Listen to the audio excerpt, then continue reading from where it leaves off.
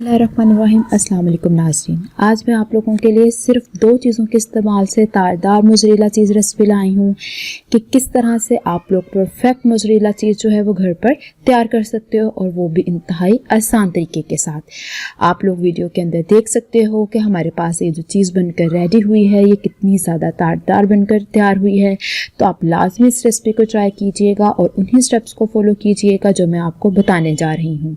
और इस वीडियो को नाज़रीन आप कहीं से स्किप मत कीजिएगा, फिर आप कहिएगा नहीं कि आप लोगों की ये चीज़ जो है वो परफेक्ट बाज़ारी चीज़ की तरह बनकर रेडी नहीं हुई।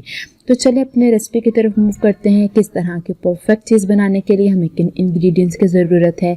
सबसे पहले एक बर्तन के अंदर मैंने 1 लीटर दूध लिया है, और नाज़रीन यहाँ पर जो आप लोगों ने दूध का यूज़ करना है वो कच्चा दूध होना चाहिए, बॉइल्ड दूध हम लोगों ने यूज़ नहीं करना। इसको हम जो है वो हल्का सा गर्म करेंगे, और गर्म हमने इसको इतना करना है कि आप लोग थोड़ी देर के लिए इसके अंदर जो फिंगर है वो सहार सके उसको। तकरीबन आप इतना गर्म करोगे कि आप 3 तक काउंट करो, उससे ज़्यादा आप फिंगर को इसके अंदर ना रख सको। आप देखो कि मैं 3 तक काउंट करती हूँ तो इतनी ही फिंगर मेरे पास अंदर रह रही है। अब नाज़रीन यहाँ पर मैं सिरके का यूज़ करूँगी। अब तकरीबन मैंने 1 टेबल स्पून जो है इसके अंदर सिरका, वाइट सिरका जिसे आप बोलते हो, वो ऐड किया है। अब नाज़रीन आप लोगों ने जो चम्मच को है वो हल्के हल्के से हिलाना है। ये एक इम्पोर्टेंट टिप है। अगर आप बहुत तेज़ी के साथ इसको हिलाओगे तो आपके पास जो दूध है वो अच्छी तरह फटकर रेडी नहीं होगा और बहुत कम पनीर इसके अंदर से निकलेगी। तो नाज़रीन इसी तरह से हल्के हल्के हाथ से आपने हिलाते हुए जो है वो दूध को मिक्स करते जाना है, और आप लोगों ने इसके अंदर जो है वो सिरका यूज़ करना है। अब अगेन मैं 1 टेबल स्पून जो है इसके अंदर सिरका ऐड करूँगी। अगेन हम इसको इसी तरह से आहिस्ता आहिस्ता जो है चम्मच की मदद से हिलाते जाएंगे। अब आप देख रहे हो कि ये चम्मच के इर्द गिर्द कितने अच्छे से ये जो दूध है वो फटकर तैयार हो रहा है। अब नाज़रीन हम लोगों को अभी मज़ीद ज़रूरत है, क्योंकि अभी हमारे पास जो है वो दूध जो है वो सेपरेट नहीं हो रहा पनीर से, तो हम लोगों ने मज़ीद इसके अंदर तकरीबन 1 टेबल स्पून जो है वो सिरका ऐड करना है। नाज़रीन यहाँ पर मैंने सिरका बेसिकली ज़्यादा लिया था, लेकिन हमारे पास इस रेसिपी के लिए बेसिकली सिर्फ 3 टेबल स्पून ही जो है वो सिरके के यूज़ हुए हैं। हो सकता है जब आप इस रेसिपी को बनाओ तो 3 से ज़्यादा टेबल स्पून लग सकते हैं। जब तक आपका दूध इस स्टेज के अंदर नहीं आ जाता तो इट्स मीन कि वो हमारे पास जो है दूध अच्छे से फटकर रेडी नहीं हुआ। और नाज़रीन इस स्टेज के अंदर ये बहुत आसानी के साथ आ जाता है। बाज़ दफ़ा थोड़ा टाइम लगता है तो इसमें परेशान होने वाली बात नहीं है। आप थोड़े सेकंड उसको रखिए, फिर आप देखेंगे कि हमारे पास इस तरह से जो पनीर है वो उसके अंदर से सेपरेट हो जाएगी और पानी जो है वो सेपरेट हो जाएगा। अब नाज़रीन मैंने चम्मच की मदद से जो है वो सारे पनीर को बाहर सेपरेट कर लेना है, और पानी को हम लोगों ने इसके अंदर से सेपरेट निकाल लेना है। आप देख सकते हो कि 1 लीटर जो दूध है इसमें से अच्छी खासी जो हमारे पास है पनीर निकल कर तैयार हो रही है। तो नाज़रीन अब आप करीब से मैं इसको क्लोजअप में दिखा देती हूँ कि अभी भी ये थोड़ी धार आपको लग रही होगी। अब नाज़रीन आप लोगों ने हाथों से इसको प्रेस करते हुए आप लोगों ने इसको प्रेस भी करना है, आप लोगों ने इसको थोड़ा खोलना भी है। इस तरह से खोलते हुए आप लोगों ने इसको प्रेस करते जाना है ताकि इसके अंदर से एक्स्ट्रा दूध जो है वो बाहर निकल जाए। अब आप देख रहे हो कि मैं इसको दबाती भी जा रही हूँ, प्रेस करती जा रही हूँ, और इसको जो है मुँह में खींच भी रही हूँ। इसी तरह से आप लोगों ने जो है इसके अंदर से एक्स्ट्रा दूध को बाहर निकालना है। दूसरी तरफ एक बर्तन के अंदर मैंने पानी गर्म करने के लिए रख दिया था, और इसके अंदर मैंने 1 टीस्पून जो है वो सॉल्ट ऐड कर दिया है। अब नाज़रीन इस पानी को तकरीबन आप लोगों ने 80% तक जो है वो गर्म करना है। आप देख रहे होंगे कि मैं इसके अंदर फिंगर डिप कर रही हूँ तो मैं इसको इसके अंदर स्टे नहीं कर पा रही, तो इतना ही पानी आपके पास गर्म होना चाहिए।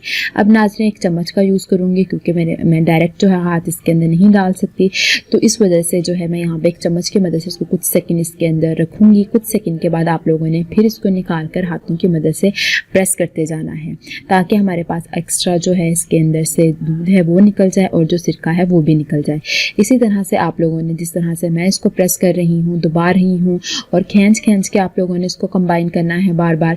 इसी तरह से आप लोगों ने इसके अंदर से जो दूध है वो निकालते जाना है।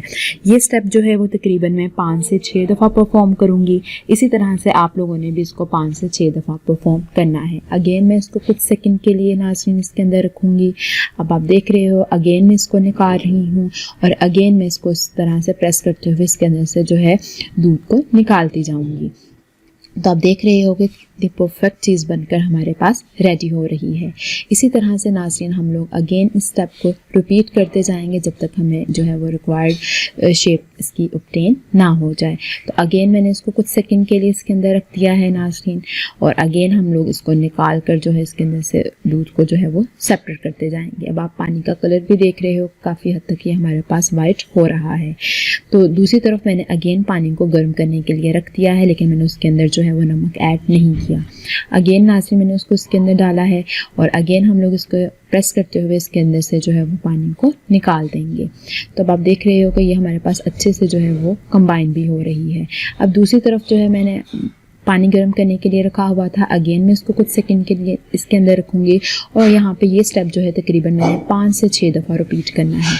5 से 6 दफ़ा आप लोगों ने रिपीट करते हुए इसके अंदर से इसी तरह से जो है वो तमाम दूध को बाहर निकाल लेना है। और नाज़रीन पानी को चेंज करना ज़रूरी है, क्योंकि वो पहले वाला जो पानी है वो काफ़ी ज़्यादा वाइट हो चुका था, तो हम लोग इसको जब चेंज करेंगे तो काफ़ी अच्छे से जो है हमारे पास ये बनकर रेडी होगी।